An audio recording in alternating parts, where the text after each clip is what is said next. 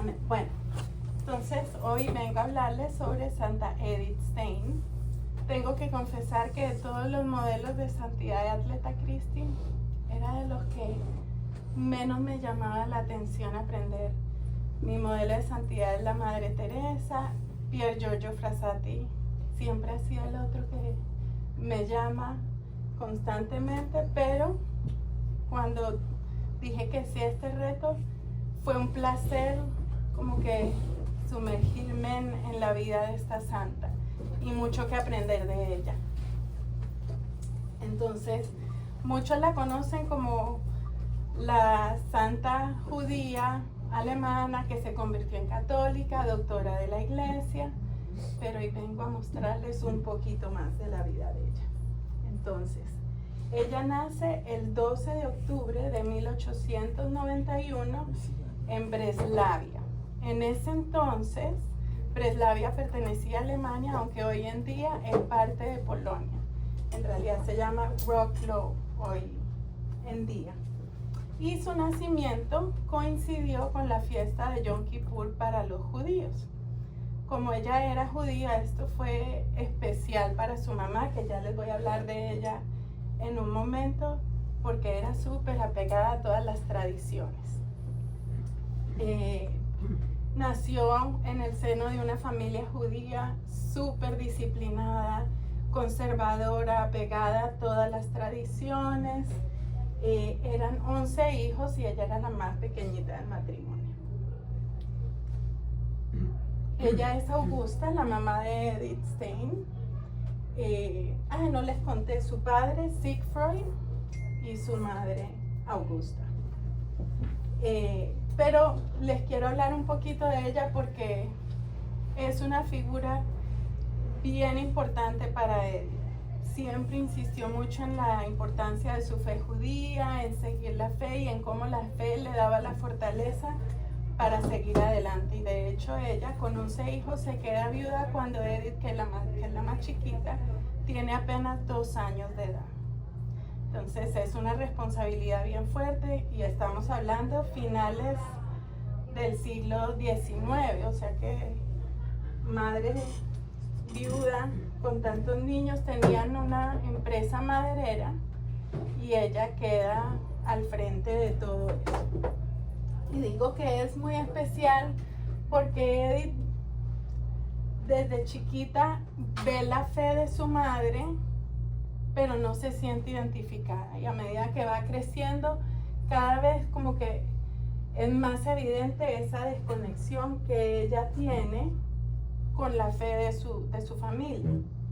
Entonces, desde pequeña veía todo eso, iba a los actos y a las ceremonias judías, pero no sentía que en su corazón eso tenía sentido. Y poco a poco empieza a distanciarse. Primero va a los eventos, pero no participa mucho. Ya a los 14 años de edad se declara oficialmente una atea. Entonces, imagínense si hoy en día nosotros nos costaría que un hijo nos dijera eso a una madre conservadora, siglo y medio atrás, le partió el corazón a Augusta. De todas formas, ella se mantiene más o menos en el colegio, era brillante, súper buenas calificaciones, salía muy bien.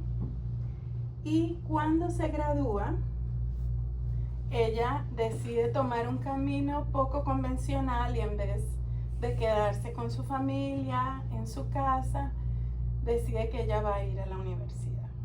Y aunque la familia no está de acuerdo con esta decisión que tomó Edith, no se lo impiden, porque ya conocen que si ella está decidida en eso, ella lo va a hacer.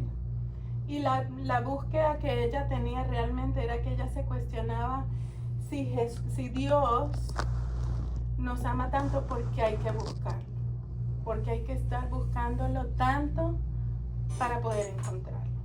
Entonces ella dijo, no, yo voy a buscar la verdad, yo voy a buscar la razón. Y por eso se va a estudiar filosofía. Entonces en 1911 se gradúa del bachillerato y buscando la lógica y el racionamiento se va a estudiar filosofía en la Universidad de Breslavia, que es su ciudad natal. Y bueno, se apasiona con todo el tema de los derechos de la mujer. De hecho, ella se une a la Asociación Prusiana del Derecho al Voto Femenino y empieza a seguir todas las corrientes del momento. Especialmente empieza a seguir a Edmund Husserl, que es este filósofo que ven aquí arriba. Y él lo que hablaba era sobre la fenomenología. Y la fenomenología lo que hacía era estudiar cómo los sucesos afectan a la conciencia y a la persona por la vivencia, más que por lo que son como tal, por la vivencia. Entonces, al estar estudiándolo a él, cada vez se involucra más en ese mundo, tiene roce con un montón de filósofos. Para ella todo es la lógica, la razón, cero sentimientos. Ella quiere ver las pruebas prácticamente. Y eventualmente se va a estudiar a Gotinga en 1913, o sea, 2 años después de haber comenzado la universidad, siguiendo y volviéndose aprendiz de Edmund Husserl, o sea que está trabajando uno a uno con él en todos sus estudios y las investigaciones.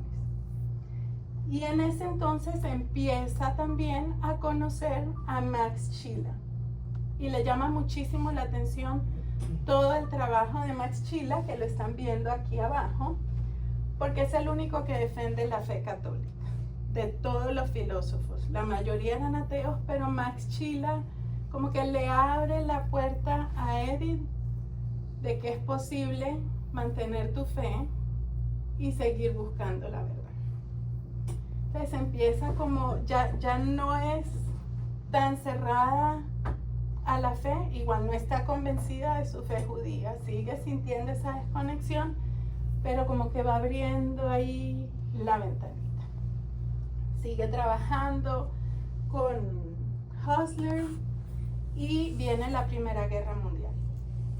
Con la llegada de la Primera Guerra Mundial, todo queda como paralizado en Europa en general, y ella, estando en Alemania, decide irse como voluntaria de enfermera a un hospital militar en Austria. Y esto la convierte completamente, porque viene de pensar que la razón y la lógica lo es todo, pero se enfrenta con el sufrimiento de una guerra, de los pacientes, ve la muerte uno a uno todos los días en el hospital y empieza a cuestionarse si la lógica realmente es suficiente para explicar todo el sufrimiento. Entonces, bueno, esta experiencia la marcó grandemente a Edith Stein. Y después de un tiempo allá se enferma y tienen que volver a estudiar, retoma sus estudios, se gradúa como doctora en filosofía y en ese momento decide, su tesis fue basada en lo que vivió como voluntaria de enfermería, su tesis fue sobre el problema de la empatía. Empatía. Basta decir que se graduó summa cum laude porque era una mente brillante. Espera un momentico que algo me está pasando aquí, ya va. Ya va. Estoy grabando.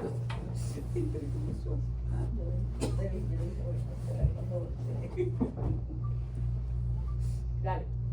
Ok.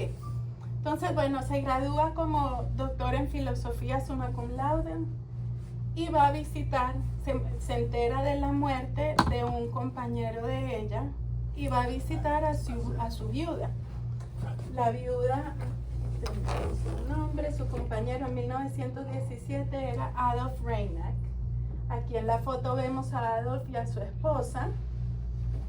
Y entonces cuando Edith la va a visitar, le impacta la serenidad con la que su esposa, una viuda súper joven, está llevando el dolor que está sintiendo por la ausencia de su pareja.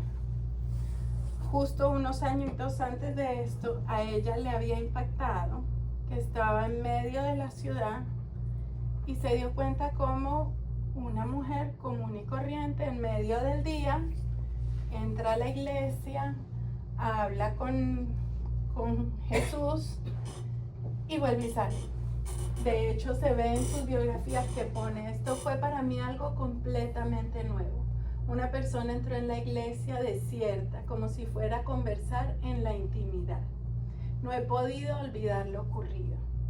Entonces, todo esto como que le impactó, y cuando va a visitar a la viuda Reinach, empieza a atar todos los cabos y a ver cómo su fe la ha sustentado en ese dolor. Ella escribe: aquel fue mi primer encuentro con la cruz, con esa fuerza divina que la cruz da a los que la llevan.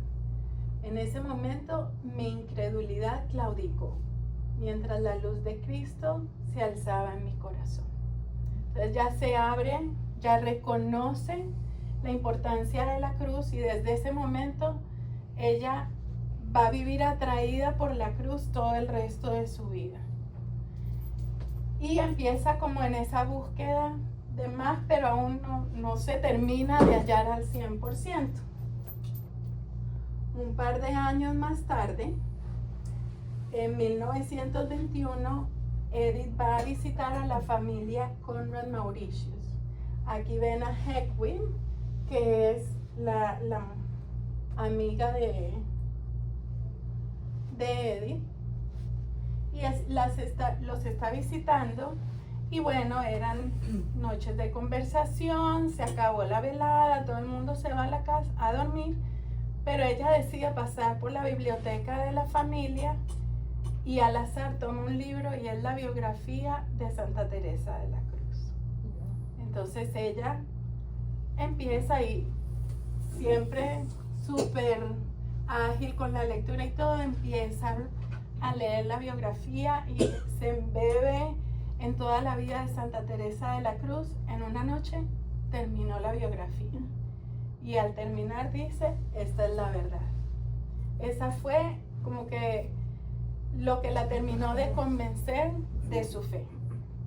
Y resulta que es que Santa Teresa de la Cruz y Edith Stein, que más adelante la vamos a conocer como Santa Teresa Benedicta de la Cruz, tienen muchas similitudes. Las dos voluntariaron durante guerras, y a las dos las impactó profundamente el sufrimiento y el ver cómo la gente manejaba ese sufrimiento y cómo llevaban su cruz cumpliendo la voluntad de Dios. Entonces, al ver, y también Santa Teresa de la Cruz perseguía la razón. Ella quería saber también como que cuál era la lógica. Entonces, Edith Stein se siente súper identificada con Santa Teresa de la Cruz, y su conversión en este punto ya fue total. Al día siguiente amanece: yo necesito ir a un sacerdote, yo necesito bautizarme, y enseguida sintió un llamado a la vida religiosa. Sí. Entonces dice: había dejado de practicar mi religión hebrea, porque ella siente ese llamado a la vida religiosa, a bautizarse, va y habla con un sacerdote, y bueno, empiezan a organizar paso a paso. Entonces su bautismo: se bautiza 1 de enero de 1922, que es la fiesta de la circuncisión de Jesús. Y aquí a ella le hace clic que ella nació en la fiesta de Yom Kippur de los judíos, pero se bautiza en una fiesta tan importante como la circuncisión de Jesús. Entonces, en ese momento ella ata y se identifica también con su fe judía, porque hace como que ve: todos los católicos venimos de los judíos, es nuestra herencia, y asume su fe judía como su herencia judía al abrazarse a la fe católica y bautizarse. Y entonces en una de sus biografías escribe: Había dejado de practicar mi religión hebrea y me sentía nuevamente hebrea solamente tras mi retorno a Dios. Y bueno, poco tiempo después recibió el sacramento de la confirmación en Espira.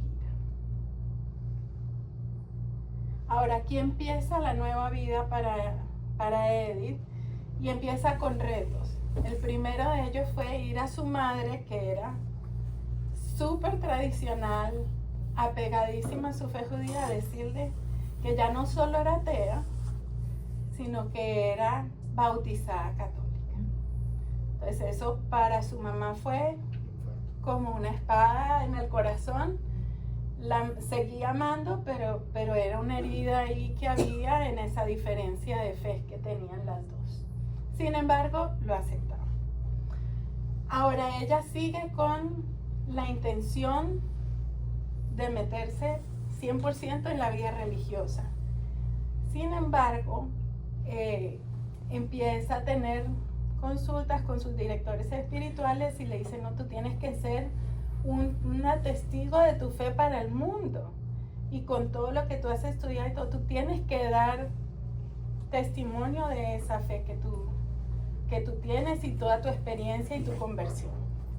Entonces ella empieza a hacer diferentes cosas, empieza a ser profesora, trabaja como profesora un par de años, da clases de alemán y de historia. Empieza a dar conferencias sobre el rol de la mujer en la sociedad de ese entonces y en la iglesia. Y también empieza a traducir documentos. Traduce documentos de Santo Tomás de Aquinas, traduce documentos de Henry Newman. Entonces, en todo el trabajo que ella va a hacer, vemos que empezó netamente con la razón, pero va convirtiendo, pero atando la razón, la cultura y su fe católica. Y era impactante también para las niñas, por ejemplo, del colegio de dominicas en el que ella estaba, porque era una maestra fuera del molde tradicional de las maestras de ese entonces. Entonces, estaba siendo un modelo para todas esas niñas también. Todo esto lo hace, ella es educadora del 23 a 1931, luego consigue una posición en el Instituto de Pedagogía de Münster en 1932, pero ya está entrando el nazismo en Alemania y la sociedad alemana se va convirtiendo. Entonces ya estando en 1932 en este nuevo instituto, llevaba apenas un año, entra una ley que prohíbe a todos los ciudadanos judíos trabajar en cualquier rol. Y ella habla con su director espiritual nuevamente y decide que es el momento de entrar a la vida religiosa, lo cual ella siempre lo había anhelado, pero había sido obediente y lo había ofrecido a Jesús, el no poder estar en la vida religiosa que ella quería. Entonces entra a la vida religiosa. Aquí les tengo un par de obras que ella publicó: Potencia y Acción, Ser Finito y Ser Eterno, La Ciencia de la Cruz, que la terminó ya estando en el convento, Amor por la Cruz. Son solo algunas de las obras de Edith Stein. Entonces, bueno, entra al convento el 14 de octubre de 1933 al monasterio de las Carmelitas Descalzas de Colonia. Está ahí por un tiempo y ella no solo entra al convento, logra que su hermana Rosa, una de sus hermanas mayores, se convierta a la fe católica también. Ella mantenía comunicación con varios de sus hermanos y Rosa viene a trabajar como una laica comprometida en el convento también. Están en Colonia y la situación en Alemania empieza a empeorar. Entonces, a medida que la madre superiora del convento ven que la situación está empeorando, deciden enviarlas a otro monasterio carmelita en Holanda, en la ciudad de Elst. Entonces, ya Edith tiene, cuando entra al convento, tiene 42 años. Y está allí hasta 1938, toma los votos definitivos, y ahí es cuando asume el nombre de Santa Teresa Benedicta de la Cruz. Aquí vemos fotos de ella con su hermana cuando eran más jóvenes, y ya en el convento están Edith con Rosa trabajando de la mano. Y a medida que está en el convento, obviamente la vida de Santa Teresa cambia. Cambió las aulas de clase, donde tiene que estar hablando, por una vida más recogida, oración contemplativa, pero seguía escribiendo constantemente. De hecho, estando en el convento, escribió su autobiografía y la ofreció por Alemania, el pueblo judío, y por la paz del mundo. Y terminó La Ciencia de la Cruz, que es basada en la vida de San Juan de la Cruz.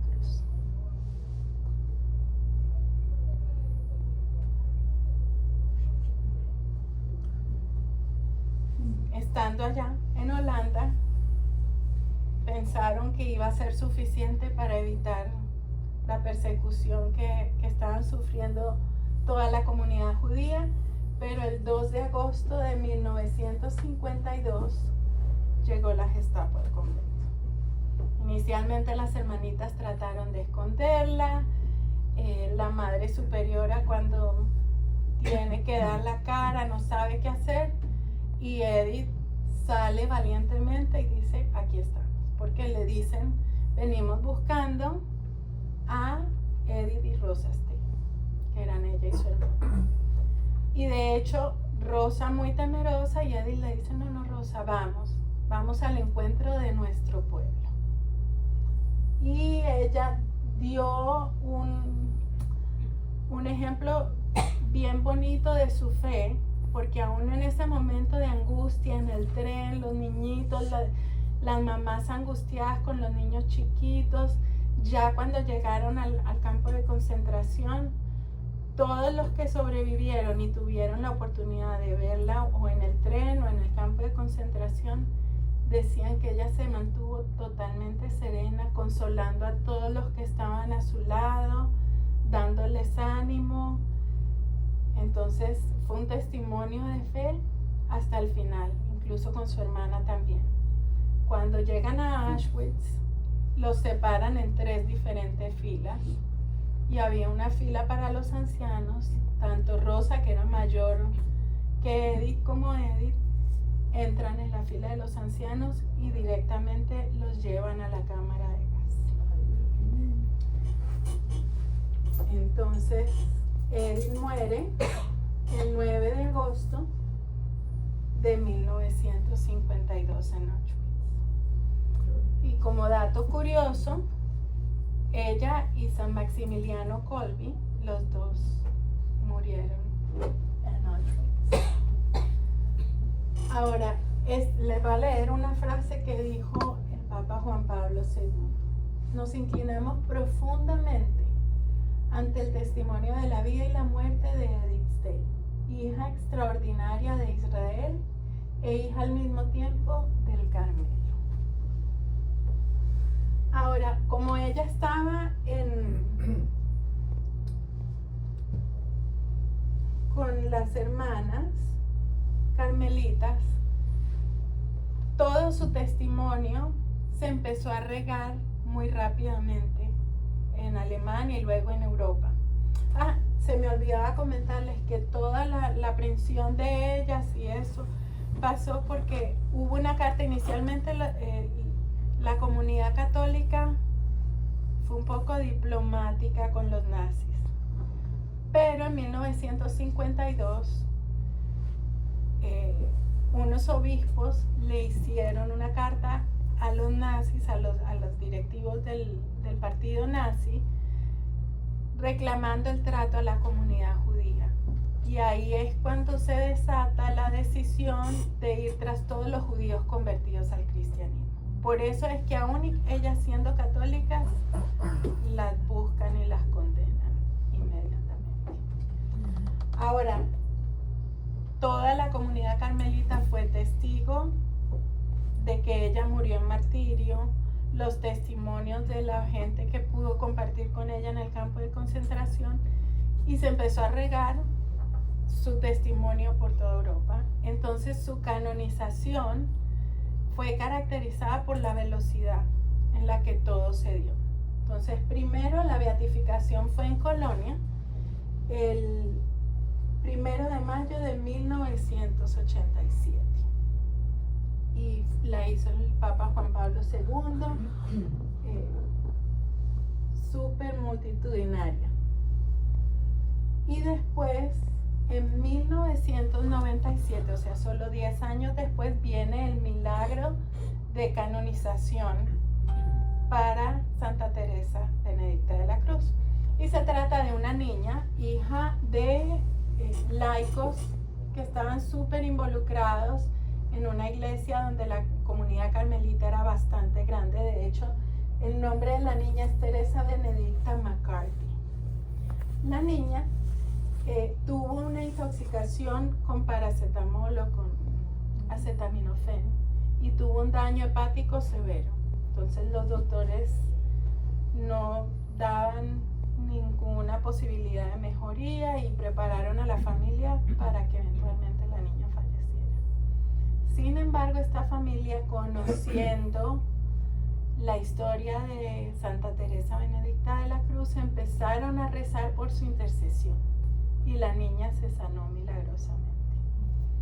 Entonces, en 1997, el Papa Juan Pablo la canoniza. 11 de octubre de 1998-97 fue el milagro.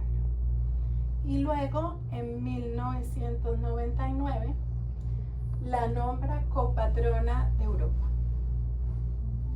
Entonces, bueno. Y su fiesta es el 9 de agosto, que la celebramos. Santa Edith Stein ruega por nosotros.